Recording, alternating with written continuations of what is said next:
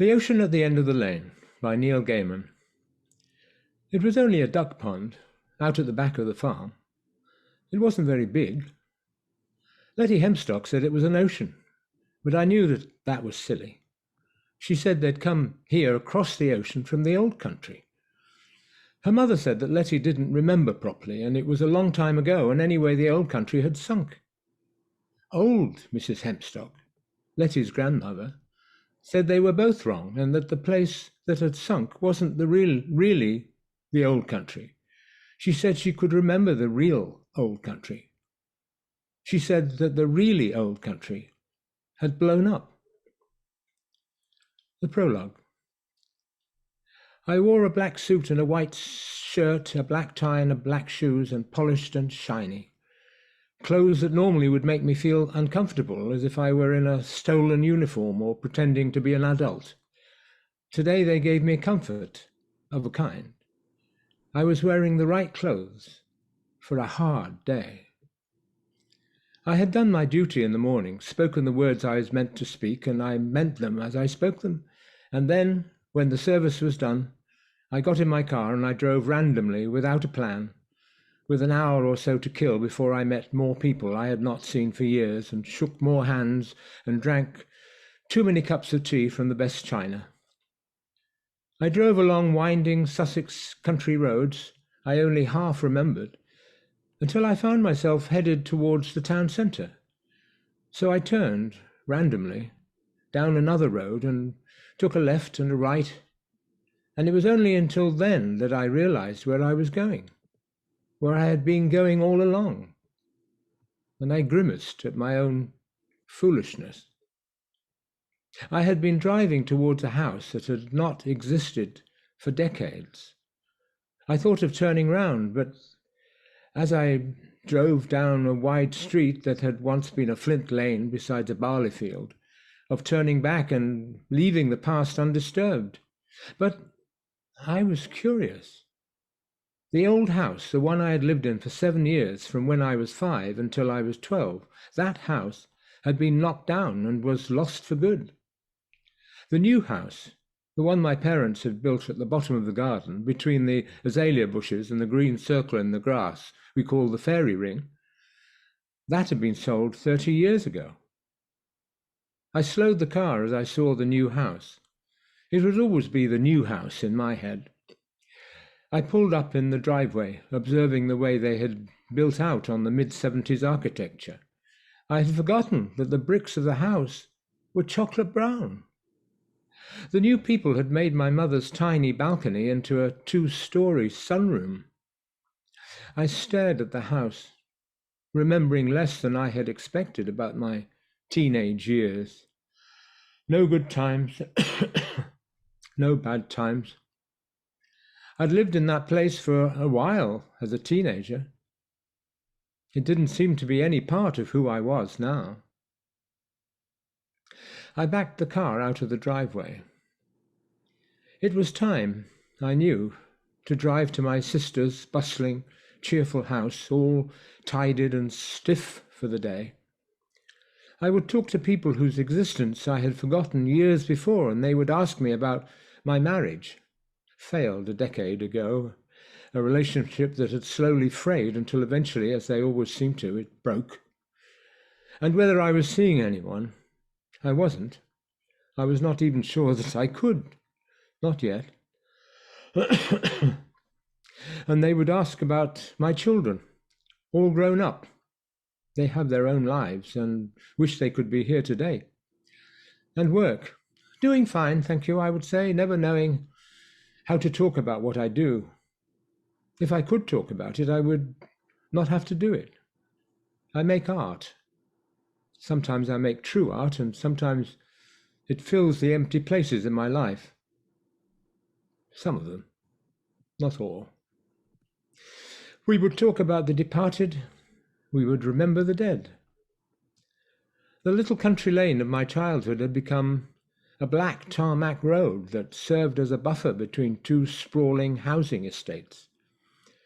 I drove further down it, away from the town, which was not the way I should have been travelling, and it felt good. The slick black road became narrower, windier, became a single-track lane. I remembered from my childhood, became packed earth and knobbly, bone-like flints. Soon I was driving slowly, bumpily down a narrow lane with brambles and briar roses on either side, wherever the edge was not a stand of hazels or a wild hedgerow. It felt like I had driven back in time. That lane was how I remembered it, when nothing else was. I drove past Caraway Farm. I remember being just 16 and kissing red-cheeked, fair-haired Callianders who lived there and whose family would soon move to the Shetlands, and I would never kiss her or see her again. Then nothing but fields on either side of the road for almost a mile, a tangle of meadows. Slowly the lane became a track. It was reaching its end. I remembered it before I turned the corner and saw it, in all its dilapidated red brick glory, the Hempstock's farmhouse. It took me by surprise, although that was where the lane had always ended. I could have gone no further. I parked the car at the side of the farmyard. I had no plan. I wondered whether, after all these years, there was anyone still living there, or more precisely, if the Hempstocks were still living there. It seemed unlikely, but then, from what little I remembered, they had been unlikely people. The stench of cow muck struck me as I got out of the car, and I walked gingerly across the small yard to the front door. I looked for a doorbell, in vain, and then I knocked. The door had not been latched properly, and it swung gently open as I rapped it with my knuckles. I had been here, hadn't I? A long time ago. I was sure I had. Childhood memories are sometimes covered and obscured beneath the things that come later, like childhood toys forgotten at the bottom of a crammed adult closet, but they are never lost for good. I stood in the hallway and called, "Hello, is there anybody there?" I heard nothing. I smelled bread baking and wax furniture polish and old wood. My eyes were slow to adjust to the darkness. I peered into it, was getting ready to turn and leave, when an elderly woman came out of the dim hallway holding a white duster. She wore her grey hair long. I said, "Mrs. Hempstock?" She tipped her head to one side and looked at me. "Yes, I do know you, young man," she said. "I am not a young man, not any longer." "I know you, but things get messy when you get to my age. Who are you exactly?" "Well, I think I must have been about 7, maybe 8 the last time I was here." She smiled then. "You were Lettie's friend, from the top of the lane." "No, you young man." "Oh, you gave me milk. It was warm, from the cows." And then I realized how many years had gone by, and I said, "No, you didn't do that. That must have been your mother who gave me the milk. I'm sorry." As we age, we become our parents, live long enough, and then we see our faces repeat in time. I remembered Mrs. Hempstock, Lettie's mother, as a stout woman. This woman was stick-thin, and she looked delicate. She looked like her mother, like the woman I had known as old Mrs. Hempstock. Sometimes when I look in the mirror, I see my father's face, not my own, and I remember the way he would smile at himself, in mirrors, before he went out. "Looking good," he'd say to his reflection approvingly. "Looking good." "Are you here to see Lettie?" Mrs. Hempstock asked. "Is she here?" Oh, the idea surprised me. She had gone somewhere, hadn't she? America? The old woman shook her head. "I was just about to put the kettle on. Do you fancy a spot of tea?" I hesitated. Then I said, if she didn't mind, I'd like if she could point me towards the duck pond first. Duck pond? I knew Lettie had had a funny name for it. I remembered that. She called it the sea, something like that. The old woman put the cloth down on the dresser. Can't drink the water from the sea, can you? Too salty, like life's blood. Do you remember the way? You can get to it around the side of the house. Just follow the path. If you'd asked me an hour before, I would have said no, I did not remember the way. I do not even think I would have remembered Lettie Hempstock's name. But standing in that hallway, it was all coming back to me. Memories were waiting at the edges of things, beckoning to me. Had you told me I was 7 again, I might have half believed you. For a moment. Thank you. I walked into the farmyard. I went past the chicken coop, past the old barn, and along the edge of the field, remembering where I was and what was coming next, and exulting in the knowledge. Hazels lined the side of the meadow. I picked a handful of green nuts and put them in my pocket. The pond is next, I thought. I just have to go round this shed, and I'll see it. I saw it, and felt oddly proud of myself, as if that one act of memory had blown away some of the cobwebs of the day. The pond was smaller than I remembered. There was a little wooden shed on the far side, and by the path an ancient heavy wood and metal bench. The peeling wooden slats had been painted green a few years ago. I sat on the bench and stared at the reflection of the sky in the water, at the scum of the duckweed at the edges, and the half-dozen lily pads. Every now and again I tossed a hazelnut into the middle of the pond that Lettie Hempstock had called. It wasn't the sea, was it? She would be older than I am now, Lettie Hempstock. She was only a handful of years older than I was back then, for all her funny talk. She was 11. I was, what was I? It was after the bad birthday party. I knew that, so I would have been 7. I wondered if we'd ever fallen in the water. Had I pushed her into the duck pond, that strange girl who lived in the farm at the very bottom of the lane? I remembered her being in the water. Perhaps she had pushed me in too. Where did she go? America? No, Australia, that was it. Somewhere a long way away. And it wasn't the sea. It was the ocean. Lettie Hempstock's ocean. I remembered that. And remembering that, I remembered everything. Chapter 1. Nobody came to my 7th birthday party. There was a table laid with jellies and trifles, with a party hat beside each place and a birthday cake with 7 candles on it in the centre of the table. The cake had a book drawn on it, in icing. My mother, who had organised the party, told me that the lady at the bakery said they'd never put a book on a birthday cake before, and that mostly for boys it was footballs or spaceships. I was their first book. When it became obvious that nobody was coming, my mother lit the 7 candles on the cake and I blew them out.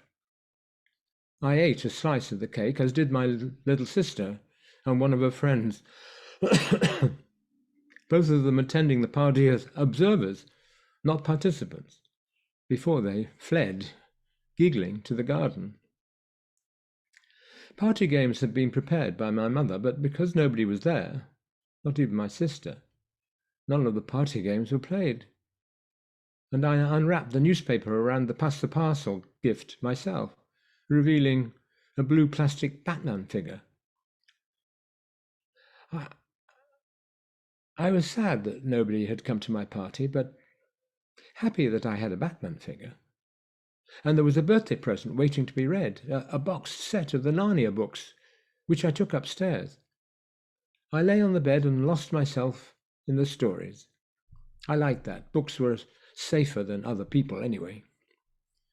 My parents had also given me the Best of Gilbert and Sullivan LP to add to the two I had already. I loved Gilbert and Sullivan since I was 3, when my father's younger sister, my aunt, took me to see Iolanthe, a play filled with lords and fairies. I found the existence and nature of the fairies easier to understand than that of the lords. My aunt had died soon after of pneumonia in the hospital. That evening, when my father arrived home from work, he brought a cardboard box with him. In the cardboard box was a soft-haired black kitten of uncertain gender, which I immediately named Fluffy, and which I loved utterly and wholeheartedly. Fluffy slept on my bed that night. I talked to it sometimes when my little sister was not around, half expecting it to answer in a human tongue. It never did. I did not mind. The kitchen was affectionate and interested in a good companion for someone whose 7th birthday party had consisted of a table with iced biscuits and a blancmange and cake and 15 empty folding chairs. I do not remember ever asking any of the other children in my class at school why they had not come to my party. I did not need to ask them. They were not my friends after all. They were just the people I went to school with. I made friends slowly when I made them. I had books, and now I had my kitten. We would be like Dick Whittington and his cat. I knew, or if Fluffy proved particularly intelligent, we would be the miller's son and Puss in Boots. The kitten slipped on my pillow, and I even waited for me to come home from school, sitting on the driveway in front of my house, by the fence, until a month later. It was run over by the taxi that brought the opal miner to stay. I was not there when it happened. I got home from school that day, and my kitten was not waiting to meet me. In the kitchen was a tall, rangy man with tanned skin and checked skirt. He was drinking coffee at the kitchen table. I could smell it. In those days, all coffee was instant coffee, a bitter, dark brown powder that came out of a jar. I'm afraid I had a little accident arriving here. He told me, cheerfully. Not to worry. His accent was clipped, unfamiliar. It was the first South African accent I had heard. He, too, had a cardboard box on the table in front of him. The black kitten. Was he yours? He asked. It's called Fluffy. I said. Yeah, like I said, accident coming here, not to worry. Disposed of the corpse. Don't have to trouble yourself. Dealt with the matter. Open the box. What? He pointed to the box. Open it, he said. The opal miner was a tall man. He wore jeans and checked shirts every time I saw him, except the last. He had a thick chain of pure gold around his neck. That was gone the last time I saw him, too. I did not want to open this box. I wanted to go off on my own. I wanted to cry for my kitten. But I could not do that if anyone else was there and watching me. I wanted to mourn. I wanted to bury my friend at the bottom of the garden, past the green grass fairy ring, into the rhododendron bush cave, back past the heap of grass cuttings, where nobody ever went but me. The box moved. Bought it for you, said the man. Always pay me my debts. I reached out, lifted the top flap of the box, wondering if this was a joke, if my kitten would be in there. Instead, a ginger face stared up at me, truculently. The opal miner took the cat out of the box. He was a huge, ginger-striped tomcat, missing half an ear. He glared at me angrily. This cat had not liked being put in a box. He was not used to boxes. I reached out to stroke his head, feeling unfaithful to the memory of my kitten, but He pulled back so I could not touch him, and he hissed at me and then stalked off to a far corner of the room where he sat and looked and hated. There you go. Kit for a kit. Said the opal miner as he ruffled my hair with his leathery hand. Then he went out to the hall, leaving me in the kitchen with a cat that was not my kitten. The man put his head back through the door. It's called Monster. He said. It felt like a bad joke. I propped open the kitchen door so the cat could get out. Then I went up to my bedroom and lay on my bed and cried for dead Fluffy. When my parents got home that evening, I do not think my kitten was even mentioned. Monster lived with us for a week or more. I put cat food in the bowl for him in the morning and again at night, as I had for my kitten. He would sit by the back door until I or someone else let him out. We saw him in the garden, slipping from bush to bush, or in trees, or in the undergrowth. We could trace his movements by the dead blue tits and thrushes we would find in the garden. But we saw him rarely. I missed Fluffy. I knew you could not simply replace something alive, but I dared not grumble to my parents about it. They would have been baffled at my upset. After all, if my kitten had been killed, it had also been replaced. The damage had been made up. It all came back, and even as it came back, I knew it would not be for long. All the things I remembered sitting in the green bench beside the little pond that Lettie Hempstock had once convinced me was an ocean. Chapter 2. I was not happy as a child, although from time to time I was content. I lived in books more than I lived anywhere else. Our house was large and many-roomed, which was good when they bought it and my father had money. Not good later. My parents called me to their bedroom one afternoon very formally. I thought they must have done something wrong and was there for a telling off, but no. They told me only that they were no longer affluent and we would all need to make sacrifices, and that there would be sacrificing was my bedroom, the little bedroom at the top of the stairs. I was sad.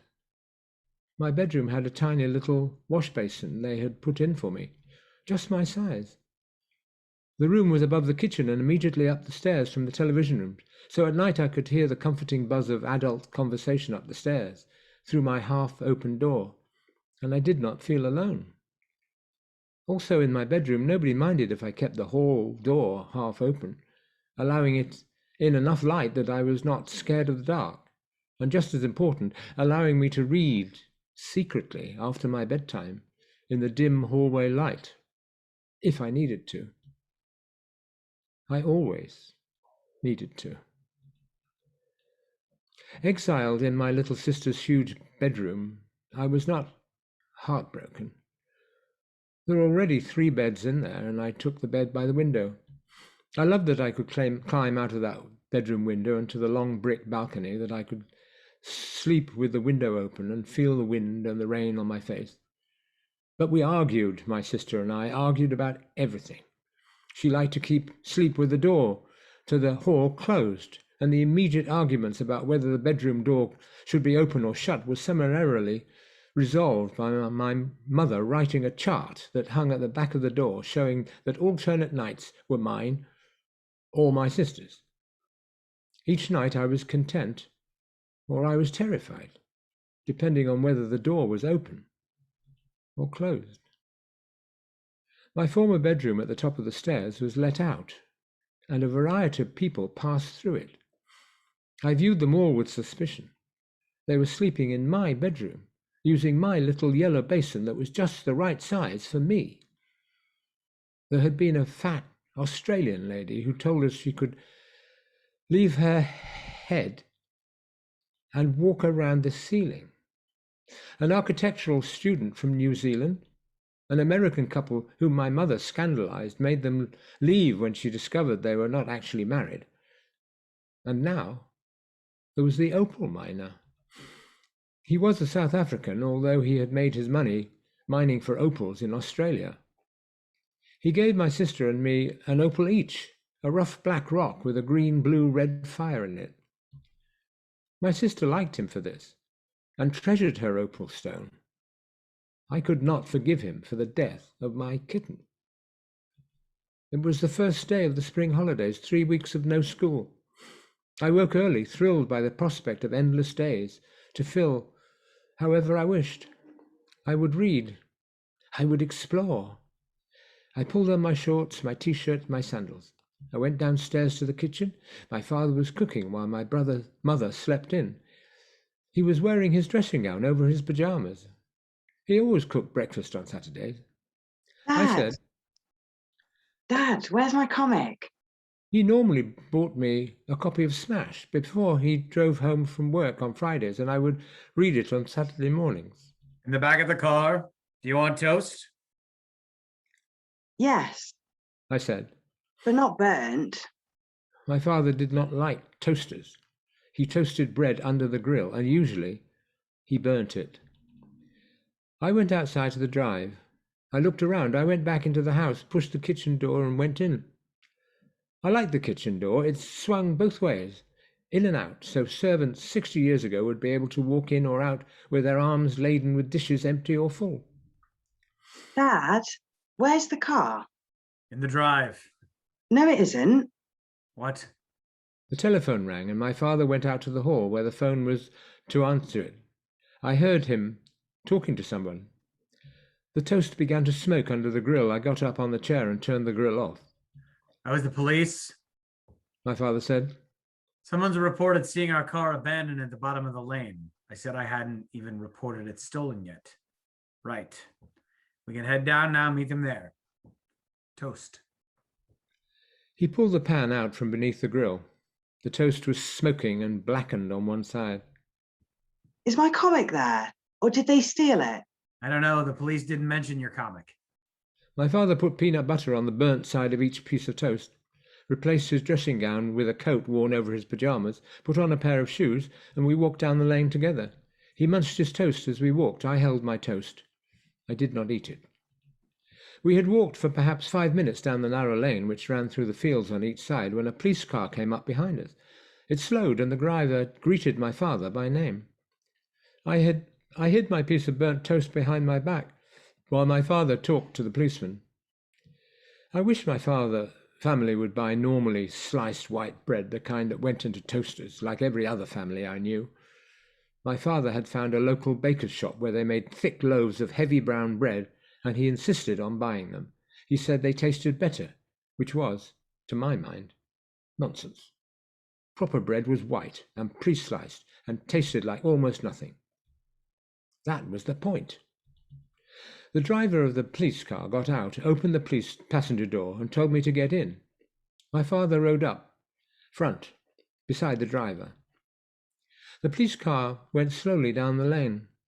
The whole lane was unpaved back then, just wide enough for one car at a time, a puddly, precipitous, bumpy way with flints sticking up from it, the whole thing rutted by farm equipment and rain and time. These kids, said the policeman. They think it's funny. Steal a car, drive it around, abandon it. They'll be locals. I'm just glad it was found so fast, said my father. Past Caraway Farm, where a small girl with hair so blonde it was almost white, and red cheeks, stared at us as we went past. I held my piece of burnt toast on my lap. Funny them leaving it down here, though. Said the policeman. Because it's a long walk back to anywhere from here. We passed the bend in the lane and saw a white Mini over the side in front of the gate leading into the field, tyres sunk deep in the brown mud. We drove past it, parking on the grass verge. The policeman let me out, and the three of us walked over to the Mini while the policeman told my dad about the crime in his area and why it was obvious that local kids who had done it. Then my dad was opening the passenger side door with his spare key. He said, someone's left something on the back seat. He reached back and pulled away the blue blanket that covered the thing in the back seat, even as the policeman was telling them that he shouldn't do that, and I was staring at the black seat because that's where my comic was. So I saw it. It was an it. The thing I was looking at, not a him. Although I was an imaginative child, prone to nightmares, I had persuaded my parents to take me to Madame Tussauds waxworks in London, where I was 6, because I had wanted to visit the Chamber of Horrors, expecting the movie monster Chamber of Horrors I'd read about in my comics. I had wanted to thrill to waxworks of Dracula and Frankenstein's monster and the Wolfman. Instead, I was walked through a seemingly endless sequence of dioramas of unremarkable, glum-looking men and women who had murdered people, usually lodgers and members of their own families, and who were then murdered in their turn by hanging, by the electric chair or in gas chambers. Most of them were depicted with their victims in awkward social situations, seated around a dinner table, perhaps as their poisoned family members expired. The plaques that explained who they were also told me that the majority of them had murdered their families and sold their bodies to anatomy. It was then that the word anatomy garnered its own edge of horror for me. I did not know what anatomy was. I knew only that anatomy made people kill their children. The only thing that had kept me running, screaming from the Chamber of Horrors as I was led around it, was that none of the waxworks had looked fully convincing. They could not truly look dead, because they did not ever look alive. The thing in the back seat that had been covered by the blue blanket, I knew that blanket. It was the one I had in my old bedroom on the shelf for when it got cold. Was not convincing either. It looked a little like the opal miner, but it was dressed in a black suit with a white ruffled shirt and a black bow tie. Its hair was slicked back and artificially shiny. Its eyes were staring. Its lips were bluish, but its skin was very red. It looked like a parody of health. There was no gold chain around its neck. I could see underneath it, crumpled and bent, my copy of Smash, with Batman looking just as he did on the television, on the cover. I don't remember who said what then, just that they made me stand away from the Mini. I crossed the road and I stood there on my own while the policeman talked to my father and wrote things down in a notebook. I stared at the Mini. A length of green garden hose ran from the exhaust pipe up to the driver's window. There was a thick brown mud all over the exhaust, holding the hose pipe in place. Nobody was watching me. I took a bite of my toast. It was burnt and cold. At home, my father ate all of the most burnt pieces of toast. Yum. He'd say, and Charcoal. Good for you. and Burnt toast, my favorite. and he'd eat it all up. When I was much older, he confessed to me that he had never liked burnt toast. He had only eaten it to prevent it from going to waste, and for a fraction of the moment, my entire childhood felt like a lie.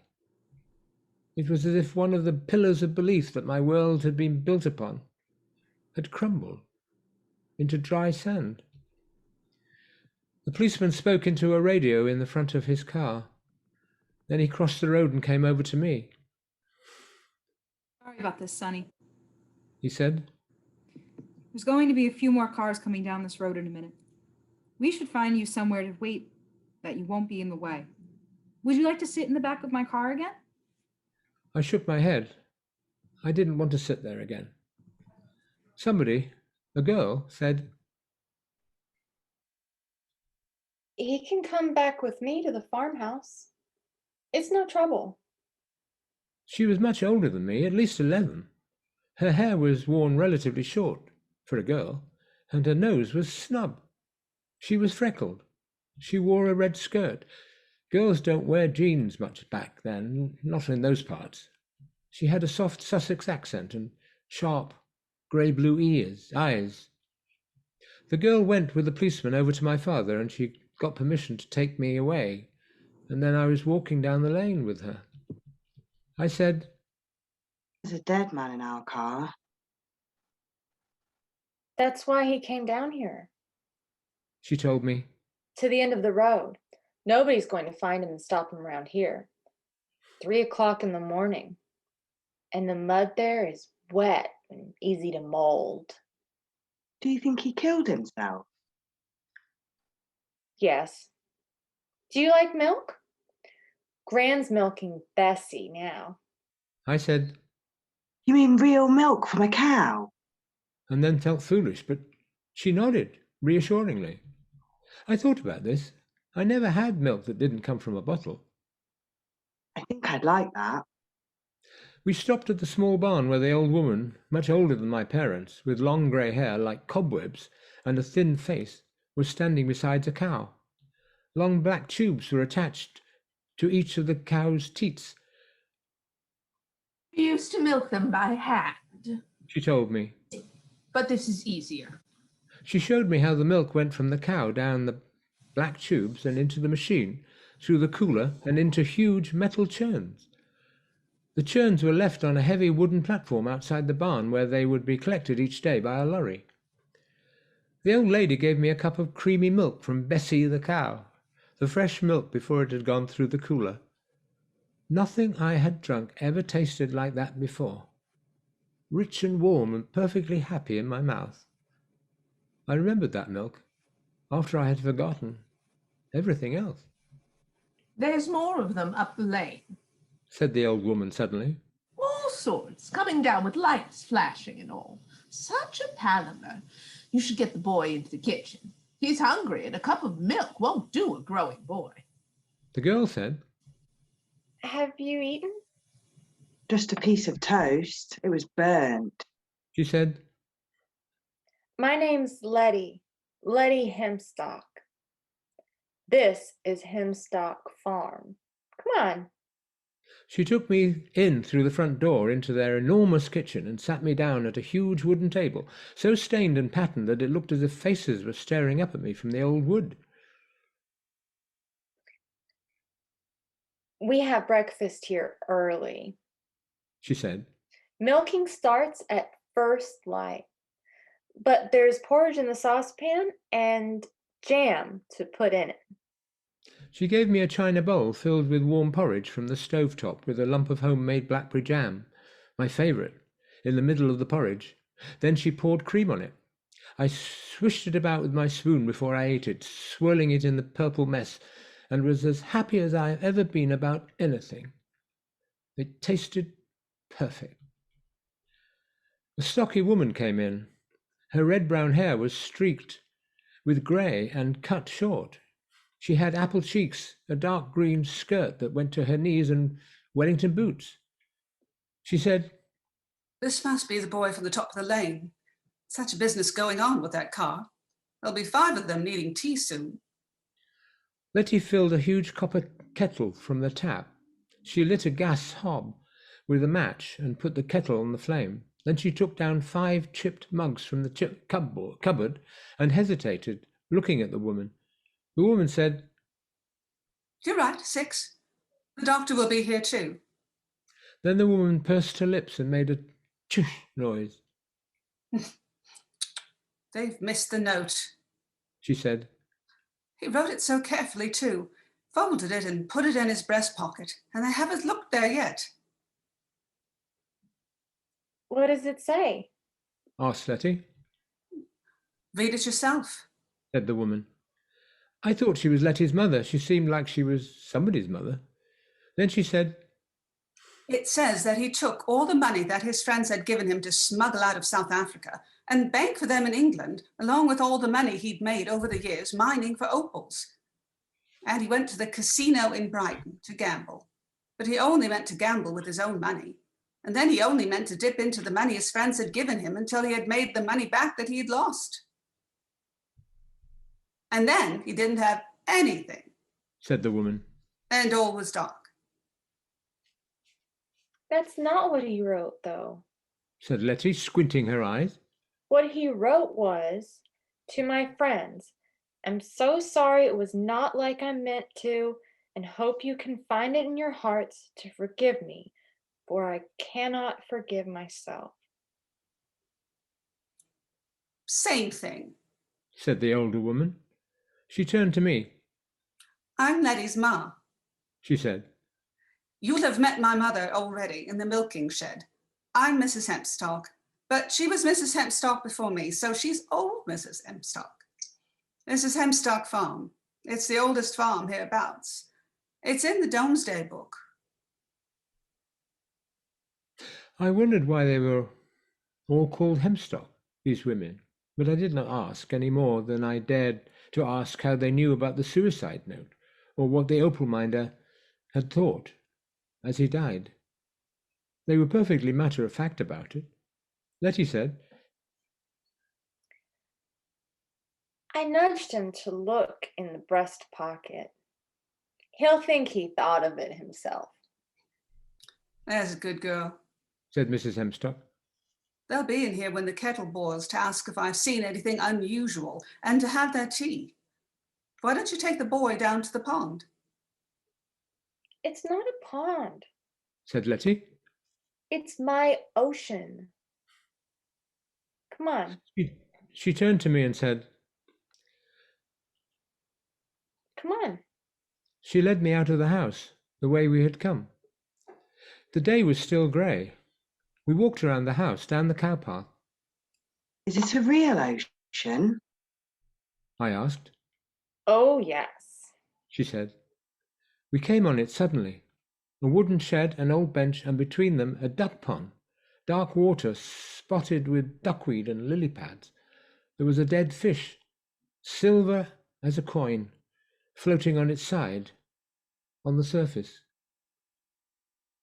That's not good. Said Lettie. I thought you said it was an ocean.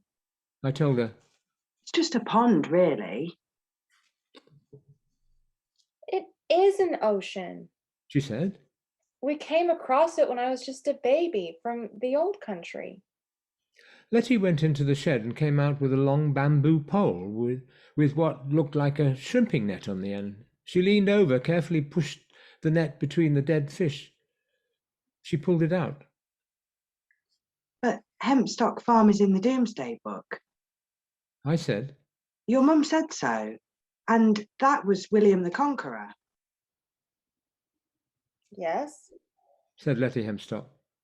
She took the dead fish out of the net and examined it. It was still soft, not stiff, and it flopped in her hand. I had never seen so many colours. It was silver, yes, but underneath the silver was blue and green and purple, and each scale was tipped with black. What kind of fish is it? I asked. This is very odd. She said. I mean, mostly fish in this ocean don't die anyway. She produced a horn-handled pocket knife, although I could not have told you from where, and she pushed it into the stomach of the fish and sliced it along towards the tail. This is what killed her, said Lettie. She took something from inside the fish. Then she put it, still greasy from the fish guts, in my hand. I bent down and dipped it in the water, rubbed my fingers across it to clean it off. I stared at it. Queen Victoria's face stared back at me. Sixpence? I said. The fish ate a sixpence? It's not good, is it? Said Lettie Hempstock. There was a little sunshine now. It showed the freckles that clustered across her cheeks and nose, and where the sunlight touched her hair it was coppery red. And then she said, Your father's wondering where you are. Time to be getting back. I tried to give her the little silver sixpence, but she shook her head. You keep it. She said. You can buy chocolates or sherbet lemons. Oh, I don't think I can. I said. It's too small. I don't know if shops will take sixpences like these nowadays. Then put it in your piggy bank. She said. It might bring you luck. She said this doubtfully, as if she was uncertain what kind of luck it would bring. The policeman, my father, and two men in brown suits and ties are standing in the farmhouse kitchen. One of the men told me he was a policeman, but he wasn't wearing a uniform, which I thought was disappointing. If I were a policeman, I would wear my uniform whenever I could. The other man, with a suit and tie, I recognized as Dr. Smithson, our family doctor. They were finishing their tea. My father thanked Mrs. Hempstock and Lettie for taking care of me, and they said I was no trouble at all and that I could come again. The policeman who had driven us down to the Minnie now drove us back to our house and dropped us off at the end of the drive. Probably best if you don't talk about this to your sister, said my father. I didn't want to talk about it to anybody.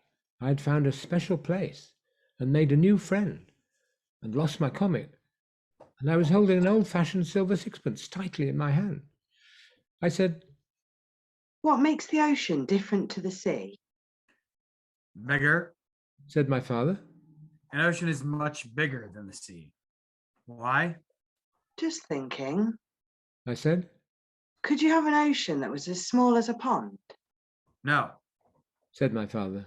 Ponds are pond-sized, lakes are lake-sized, seas are seas, and oceans are oceans. Atlantic, Pacific, Indian, Arctic, I think that's all the oceans there are. My father went up to his bedroom to talk to my mum and to be on the phone up there. I dropped the silver sixpence into my piggy bank. It was the kind of china piggy bank from which nothing could be removed. One day, when it could hold no more coins, I would be allowed to break it. But it was far from full. Chapter 3. I never saw the white Minnie again. 2 days later, on Monday, my father took delivery of a black Rover with a cracked red leather seats. It was a bigger car than the Minnie had been, but not as comfortable. The smell of old cigars permeated the leather upholstery, and the long drives at the back of the Rover always left us feeling car-sick. The black Rover was not the only thing to arrive on Monday morning. I also received a letter. I was 7 years old and I never got letters. I got cards on my birthday from my grandparents and from Ellen Henderson, my mother's friend, whom I did not know. On my birthday, Ellen Henderson, who lived in a caravan, would send me a handkerchief. I did not get letters. Even so, I would check the post every day to see if there was anything for me. And that morning, there was. I opened it, did not understand what I was looking at, and took it to my mother. You've won the premium bonds, she said. What does that mean? When you were born, when all of her grandchildren were born, your grandma bought you a premium bond. And when the number gets chosen, you can win thousands of pounds. Did I win thousands of pounds? No. She looked at the slip of paper. You've won 25 pounds. I was sad not to have won thousands of pounds. I already knew what I would buy with it. I would buy a place to go to and be alone, like a bat cave with a hidden entrance. But I was delighted to be in possession of a fortune beyond my previous imaginings. 25 pounds. I could buy 4 little blackjack or fruit salad sweets for a penny. They were a farthing each, although there were no more farthings. 25 pounds at 240 pennies to the pound, and 4 sweets to the penny was, more sweets than I could easily imagine. I'll put it in your post office account, said my mother, crushing my dreams. I did not have any more sweets than I had that morning. Even so, I was rich, 13 pounds 11 shillings richer than I had been moments before. I had never won anything, ever. I made her show me the piece of paper with my name on it again before she put it into her handbag. That was Monday morning. In the afternoon, the ancient Mr. Woolery, who came in on Monday and Thursday afternoons to do some gardening, Mrs. Woolery, his equally ancient wife, who wore galoshes, huge semi-transparent overshoes, would come in on Wednesday afternoons and clean. He was digging in the vegetable garden and dug up a bottle filled with pennies and halfpennies and threepenny bits and even farthings. None of the coins was dated later than 1937, and I spent the afternoon polishing them with brown sauce and vinegar to make them shine. My mother put a bottle of old coins in the mantelpiece of the dining room and said she expected that the coin collector might pay several pounds for them. I went to bed that night and happy and excited. I was rich. Buried treasure had been discovered. The world was a good place. I don't remember how the dreams started, but that's the way of dreams, isn't it? I know that I was in school and having a bad day, hiding from all kinds of kids who hit me and called me names, but they found me anyway, deep in the rhododendron thicket behind the school, and I knew it must be a dream, but in the dream I didn't know. It was real and it was true, because my grandfather was with them and his friends, old men with grey skin and hacking coughs. They held sharp pencils and kind of drew blood when you were jabbed with them. I ran from them, but they were faster than I was. The old men and the big boys, and in the boys' toilets where I had hidden in the cubicle, they caught up with me. They held me down, forced my mouth wide open. My grandfather, but it was not my grandfather, it was really a waxworks of my grandfather, intent on selling me to anatomy, held something sharp and glittering, and he began pushing it in my mouth with his stubby fingers. It was hard and sharp and familiar, and it made me gag and choke, my mouth filled with a metallic case. They were looking at me with mean, triumphant eyes, all the people in the boys' toilets, and I tried not to choke on the thing in my throat, determined not to give them that satisfaction. I woke, and I was choking. I could not breathe. There was something in my throat, hard and sharp, and stopping me from breathing or from even crying out. I began to cough as I woke, tears streaming down my cheeks, nose running. I pushed my fingers as deeply as I could into my mouth, desperate, and I panicked and determined. I felt the edge of something hard with the tip of my forefinger, put the middle finger on the other side of it, choking myself, clamping the thing between them, and I pulled whatever it was out of my throat.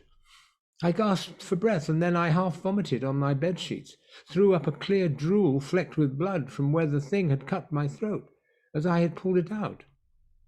I did not look at the thing. It was tight in my hand, slimy with my saliva and my phlegm. I didn't want to look at it. I didn't want it to exist, the bridge between my dream and the waking world.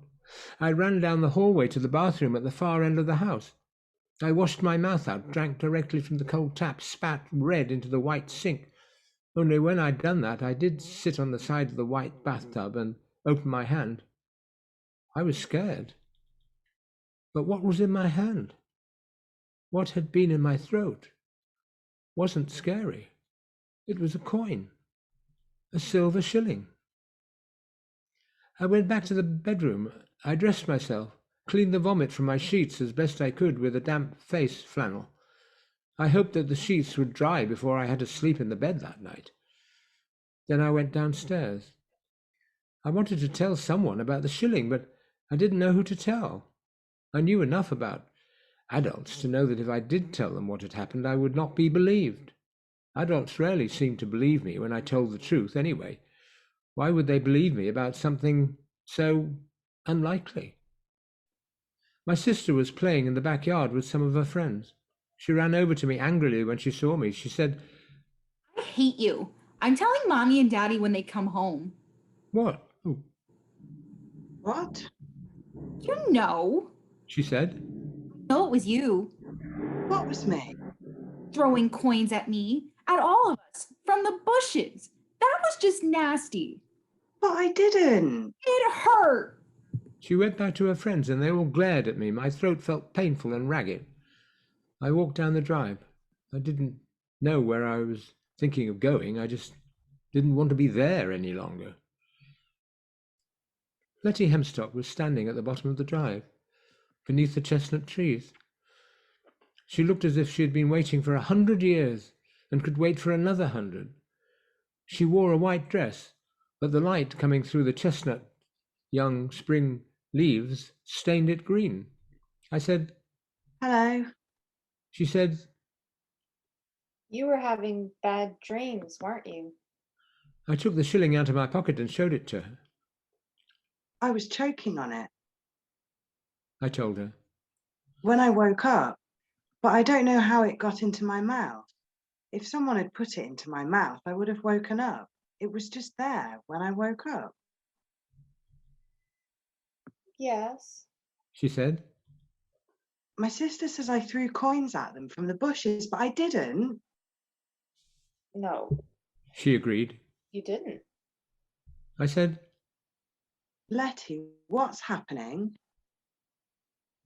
Oh, she said, as if it was obvious. someone's just trying to give people money. That's all. But it's doing very badly, and it's stirring things up around here that should be asleep. And that's not good. Is it something to do with the man who died? Something to do with him. Yeah. Is he doing this? She shook her head. Then she said, Have you had breakfast? I shook my head. Well, then, She said. come on. We walked down the lane together. There were a few houses down the lane, here and there, back then, and she pointed to them as we went past. In that house, Said Lettie Hempstock. a man dreamed of being sold and of being turned into money. Now he started seeing things in mirrors. What kind of thing? Himself, but with fingers poking out of his eye sockets and things coming out of his mouth like crab claws. I thought about people with crab legs coming out of their mouths in mirrors. Why did I find a shilling in my throat? He wanted people to have money. The opal miner who died in the car. Yes, sort of. Not exactly. He started this all off like someone lighting a fuse on a firework. His death lit the touch paper. The thing that's exploding right now, that isn't him. That's somebody else. Well, something else. She rubbed her freckled nose with a grubby hand. A lady's gone mad in that house. She told me, and it would not have occurred to me to doubt her.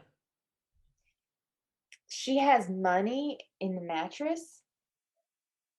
Now she won't get out of bed in case someone takes it from her. How do you know? She shrugged. Once you've been around for a bit, you get to know stuff. I kicked a stone. By a bit, do you mean a really long time? She nodded. How old are you really? 11. I asked. I thought for a while, then I asked. How long have you been 11 for? She smiled at me. We walked past Caraway Farm. The farmers, whom one day I would come to know as Callie and his parents, were standing in their farmyard shouting at each other. They stopped when they saw us. When we rounded a bend into the lane and were out of sight, Lettie said, Those poor people. Why are they poor people? Because they've been having money problems. And this morning, he had a dream where she was doing bad things to earn money. So he looked in her handbag and found lots of folded up 10-shilling notes. She says she doesn't know where they came from, and he doesn't believe her. He doesn't know what to believe. All the fighting and the dreams. It's about money, isn't it? I'm not sure. said Lettie, and she seemed so grown up then that I was almost scared of her. Whatever is happening, She said eventually. it can all be sorted out. She saw the expression on my face then, worried, scared even, and she said, After pancakes. Lettie cooked us pancakes on a big metal grill in the kitchen stove. They were paper thin, and as each pancake was done, Lettie would squeeze lemon onto it and plop a blob of plum jam into the centre and roll it tightly like a cigar. When there were enough, we sat at the kitchen table and wolfed them down. There was a hearth in that kitchen, and there were ashes still smouldering in the hearth from the night before. That kitchen was a friendly place, I thought. I said to Lettie. I'm scared. She smiled at me.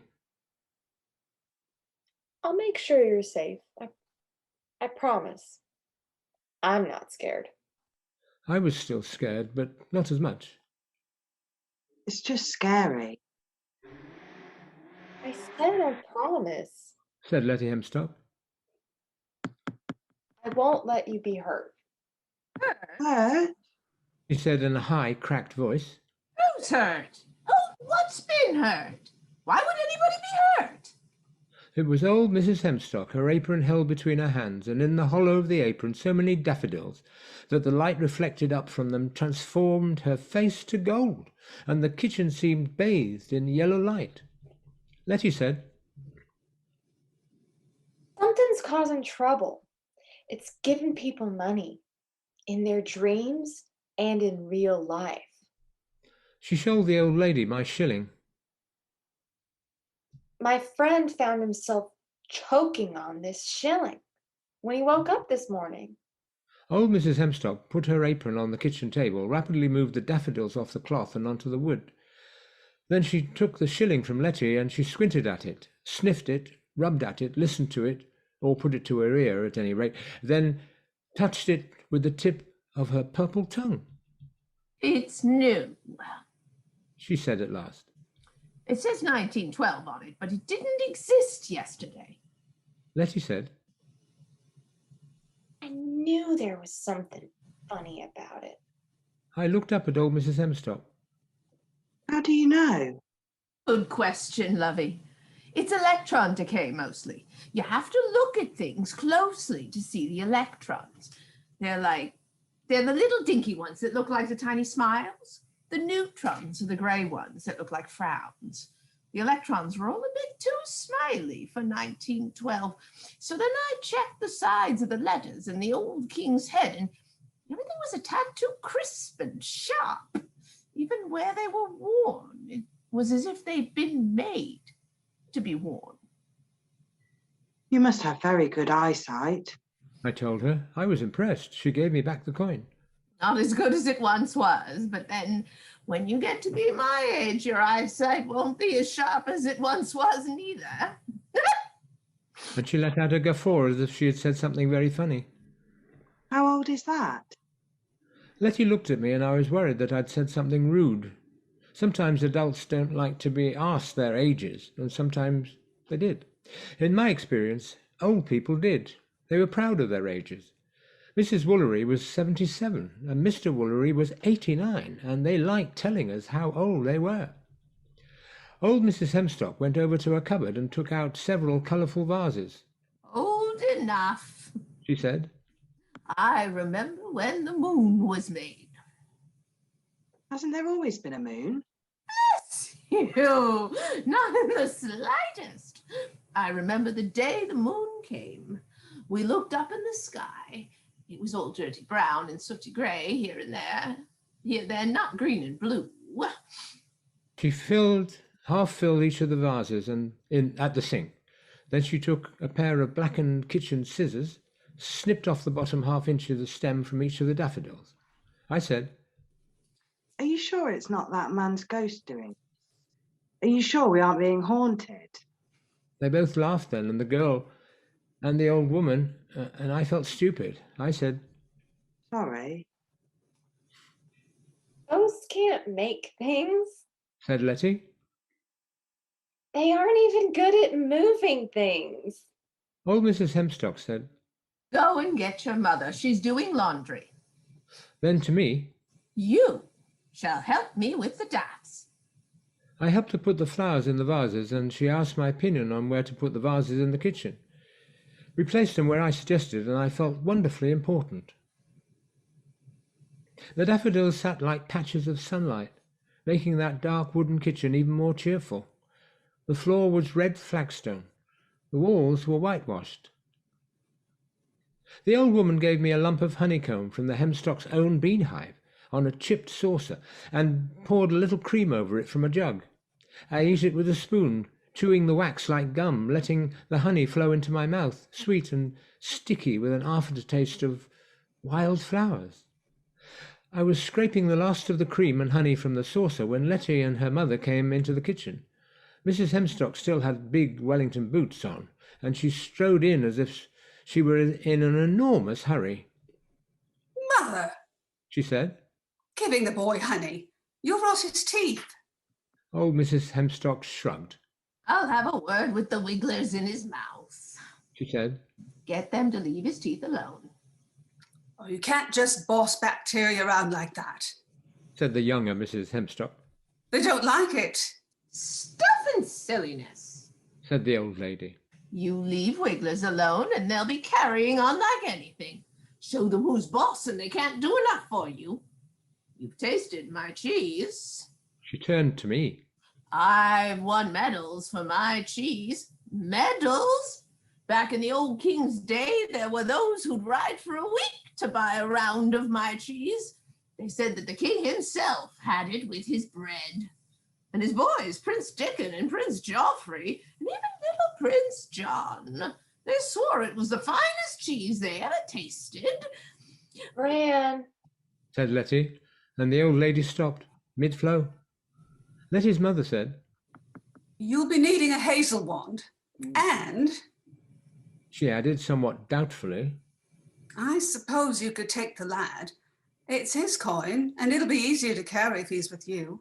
Something she made. she? Said Lettie. She was holding her horn-handled penknife with the blade closed. Tastes like a she. Said Lettie's mother. It might be wrong, mind. Don't take the boy. Said old Mrs. Hempstock. Asking for trouble, that is.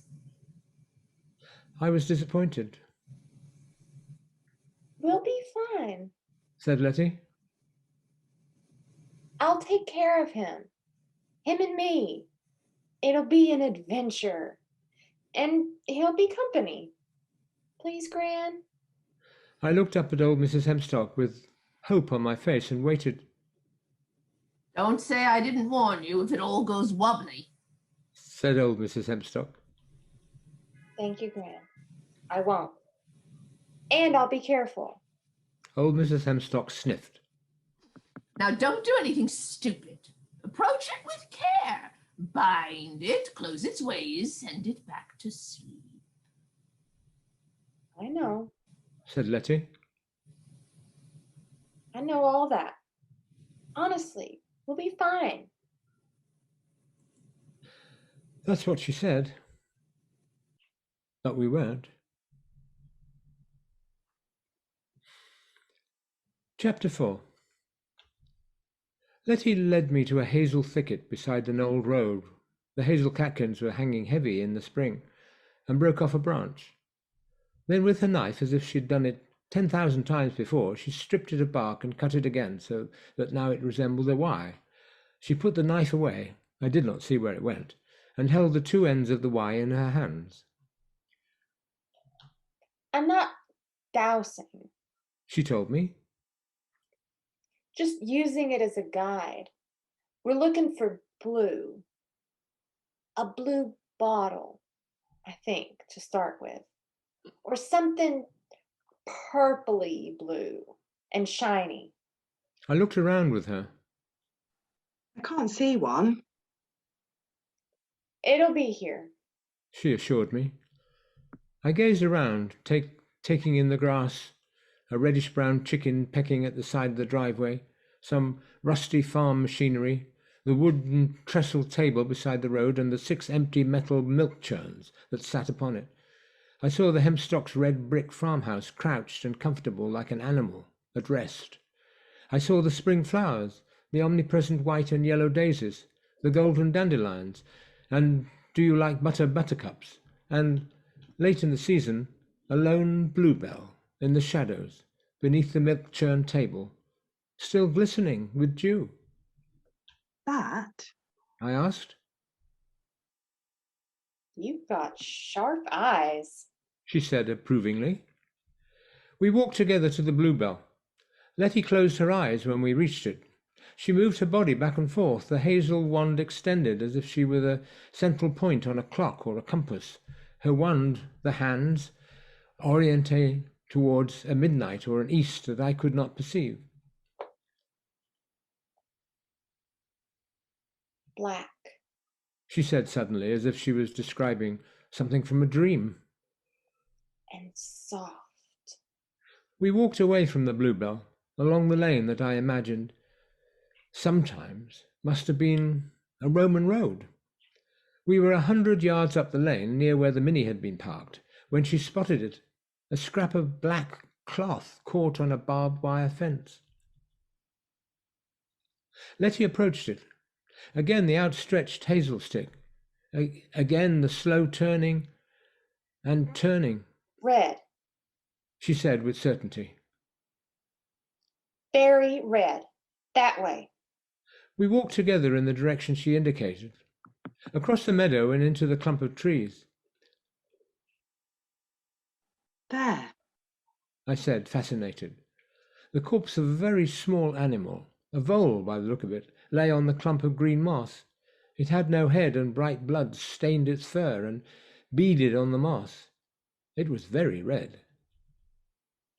Now, from here on, Said Lettie. hold on to my arm. Don't let go. I put out my right hand and took her left arm just below the elbow. She moved my hazel wand. This way. She said. What are we looking for now? We're getting closer. She said. The next thing we're looking for is a storm.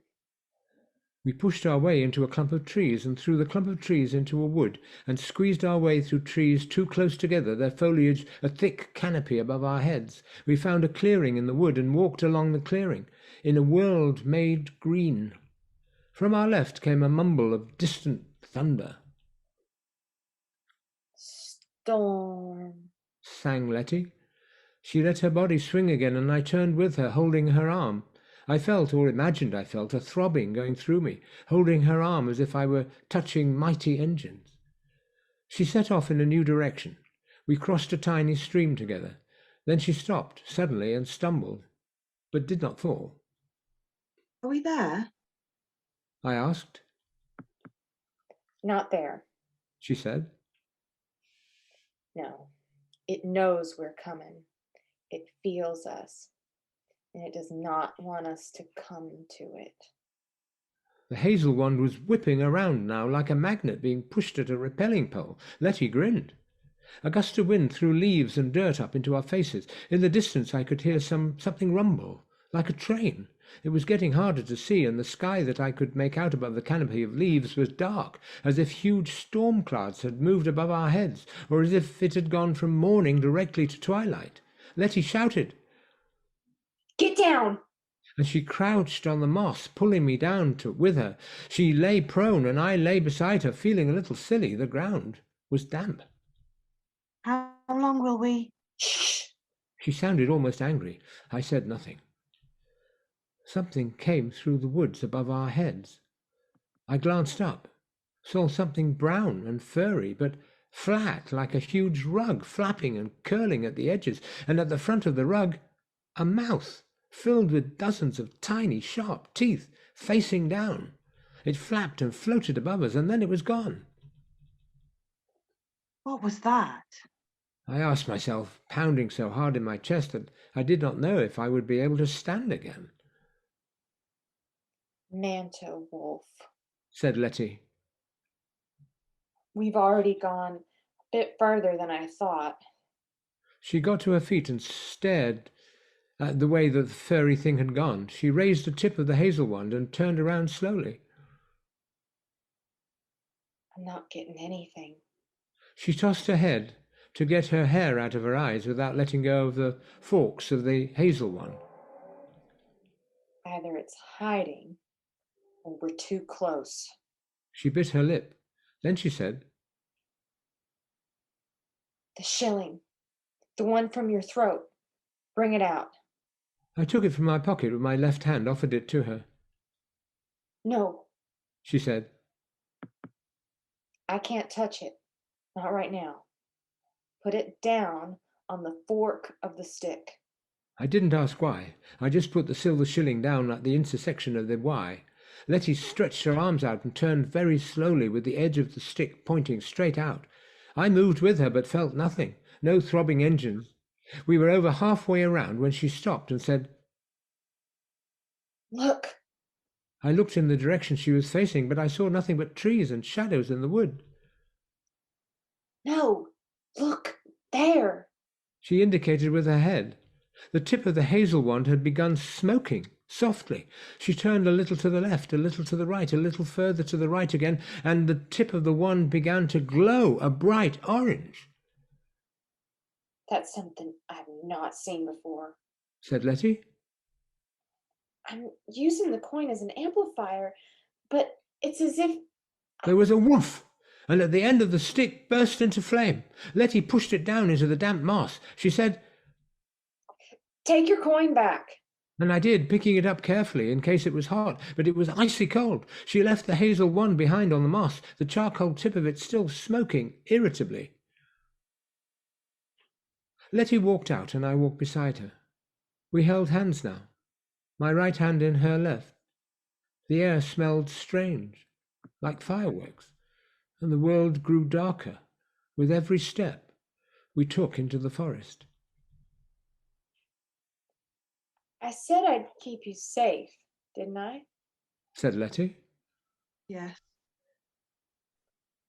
I promised I wouldn't let anything hurt you. Yes. She said. Just keep holding my hand. Don't let go. Whatever happens, don't let go. Her hand was warm but not sweaty. It was reassuring. Hold my hand. She repeated. And don't do anything else unless I tell you. Got that? I said. I don't feel very safe. She did not argue. She said, You've gone further than I imagined. Further than I expected. I'm not really sure what kinds of things live out here on the margins. The trees ended and we walked out into open country. I said, Are we a long way from your farm? No, we're still on the borders of the farm. Hempstock farm stretches a very long way. We brought a lot of this with us from the old country when we came here. The farm came with us and brought things with it when it came. Gran calls them fleas. I did not know where we were, but I could not believe we were still on the Hempstock's land, no more than I believed we were in the world I had grown up in. The sky of this place was a dull orange of a warning light. The plants, which were spiky like huge ragged aloes, were a dark silvery green and looked as if they'd been beaten from gunmetal. The coin in my left hand, which had warmed to the heat of my body, began to cool down again until it was as cold as an ice cube. My right hand held Lettie Hempstock's hand as tightly as it could. She said, We're here. I thought I was looking at a building at first. It was some kind of tent, as high as a country church, made of grey and pink canvas that flapped in the gusts of storm wind in that orange sky. A lopsided canvas structure aged by weather and ripped by time.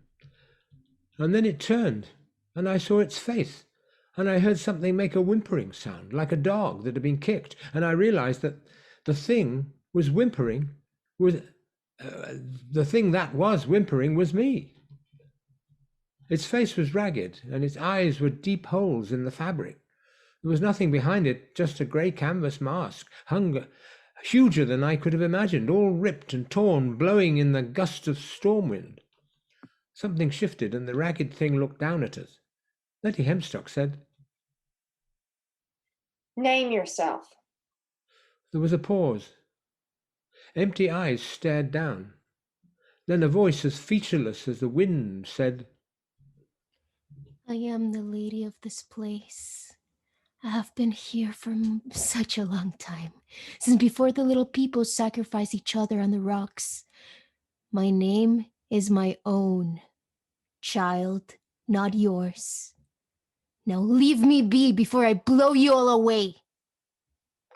It gestured with a limb like a broken mainsail, and I felt myself shivering. Lettie Hempstock squeezed my hand, and I felt braver. She said, Asked you to name yourself, I did. I ain't heard more'n empty boasts of age and time. Now you tell me your name, and I ain't asking you a third time. She sounded more like a country girl than she ever had before.